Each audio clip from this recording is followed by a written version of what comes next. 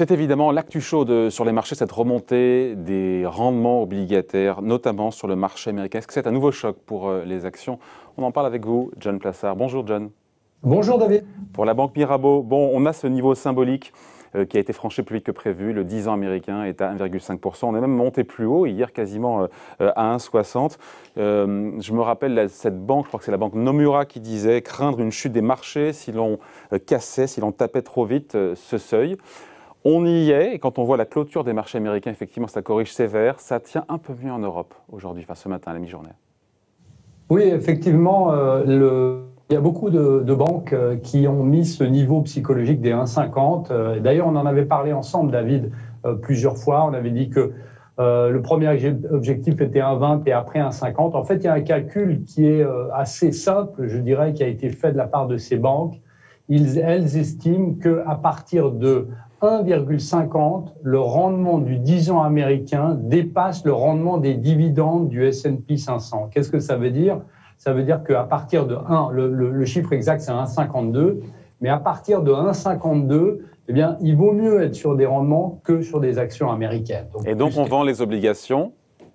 Voilà, exactement. On vend les obligations, donc ça fait monter les rendements. Et puis, on vend aussi les actions. C'est ce qu'on a vu hier sur le marché, où il y a eu un véritable sell-off. Mais ce qui était assez intéressant de voir, c'est que ça s'est fait sur absolument tous les secteurs et pas simplement les secteurs qui, historiquement, sont marqués par la hausse des rendements du 10 ans américain ou, en l'occurrence, la hausse des rendements en Europe. Pourquoi la sensibilité des marchés actions est si forte pour le coup aux États-Unis et un petit peu moins en Europe? On aurait pu imaginer là qu'on ait une correction de 3%. Non, on est autour de 0,5 à peine, notamment sur le CAC 40. Parce qu'il y a plusieurs manières d'interpréter cette hausse des rendements qu'on a actuellement. La première, c'est que la hausse des rendements est alimentée par un retour à la normale, et on l'a vu notamment avec l'accélération de la campagne de vaccination dans plusieurs pays en Europe et surtout aux États-Unis et au UK. Donc ça, c'est quelque chose d'assez positif. Il y a une autre chose qui est qu'on a des anticipations d'inflation. Vous savez, ça traduit souvent les anticipations d'inflation, cette remontée des rendements. Et si vous regardez un indicateur qui est beaucoup regardé par les analystes, qui est le fameux 5 ans, 5 ans, donc dans 5 ans, que vaudra l'inflation 5 ans plus tard? Eh bien, on voit que ça remonte fortement. Donc, on a des anticipations d'inflation, mais ce qu'a moins apprécié le marché, c'est évidemment que si vous avez ces anticipations d'inflation qui arrivent, eh bien, on a peur que les banques centrales, normalisent, achètent moins d'actifs qu'elles devraient le faire. Ouais. Oui, mais John, cette peur, elle est légitime des marchés, on peut la comprendre, sauf que quand on écoute Jérôme Powell, qui a encore répété il y a quelques heures, voilà, qui ne comptait pas toucher au loyer de l'argent, il dit qu'il faut au moins 3 ans pour que l'inflation atteigne l'objectif ciblé, fixé par la Fed.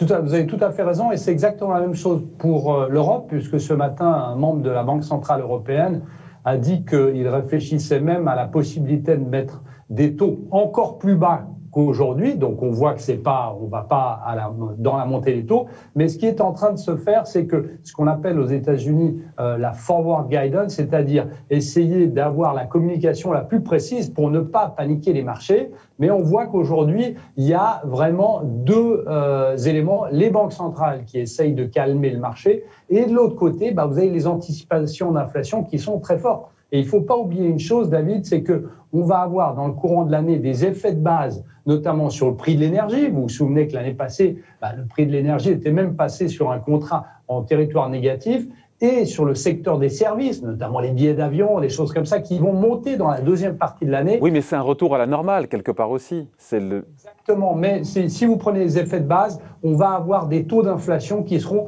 plus élevés que normalement. Donc, logiquement, et c'est ce que je pense, eh bien, cette inflation n'est pas là pour durer, en tout cas sur le moyen terme. Mais sur le court terme, on peut avoir évidemment une poussée fiable là-dessus. Et les investisseurs, si les banques centrales ne communiquent pas assez, eh bien, les investisseurs vont penser qu'effectivement, il y a de l'inflation. Donc, les mandats de la Fed, quels sont-ils?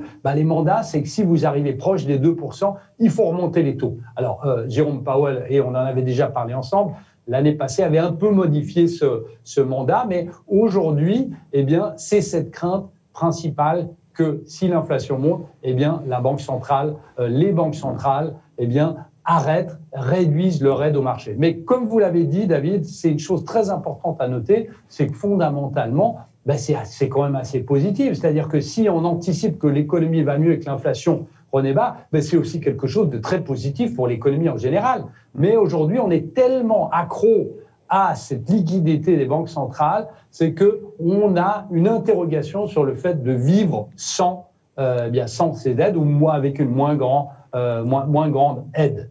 Ouais. Jusqu'où ça peut aller, cette remontée? Encore une fois, les 1,50 n'auraient pas dû être touchés, les 1,60, là, en février. C'était vu par les marchés comme étant quelque chose de manière un peu plus éloignée en termes de calendrier, non?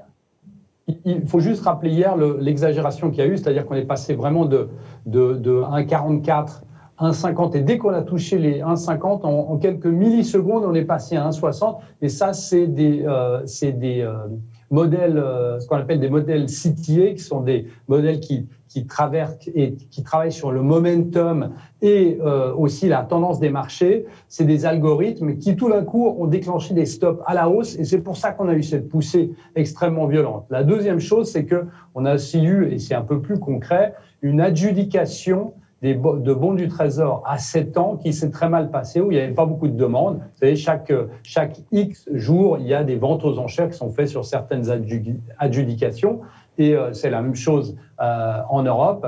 Alors, où on peut aller? On peut aller jusqu'à 1,75, voire 2 dans une exagération. Mais ce que je pense aujourd'hui, c'est qu'on est dans un moment à 1,50 et plus, où c'est les fondamentaux qui vont faire leur grand retour. C'est-à-dire que, comme on l'a dit avant, si on est à 1,50, c'est qu'on anticipe quelque chose. Donc, si on voit, par exemple, si les marchés ne voient pas sur le court terme une montée de l'inflation, eh bien, ce taux va baisser ou rester dans ses niveaux actuels. Il faut quand même rappeler une chose, David, c'est qu'historiquement, à 1,50, on est extrêmement bas, on est quasiment au plus bas historique, même si l'année passée, on a eu des exagérations à 0,50 pardon, sur le 10 ans, mais on est très très bas. Ouais.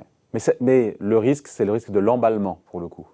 Le risque de l'emballement, et surtout, c'est pas vraiment le chiffre qui compte, ce soit 1,50, 1,75, 2, c'est la rapidité à laquelle ça progresse. Et on sait que, historiquement, aux États-Unis notamment, lorsque on a un Sénat qui a une couleur, c'est-à-dire en l'occurrence la couleur bleue actuellement avec les démocrates qui ont les 2 chambres, eh bien on a vu, et c'est la même chose qui s'est vu lorsque Donald Trump a été élu, bon cette fois c'était républicain, et on voit une forte montée aussi du 10 ans américain. Mais ça ne se poursuit pas. Alors il va falloir voir ici si effectivement il y a des anticipations de hausse de taux ou pas. Et il faut rappeler une chose aussi pour finir, David, c'est qu'historiquement, lors de ces 50 dernières années, si vous aviez le 10 ans américain qui a monté de 100 ou même de 200 points de base, eh bien historiquement, le marché ne réagit pas si mal.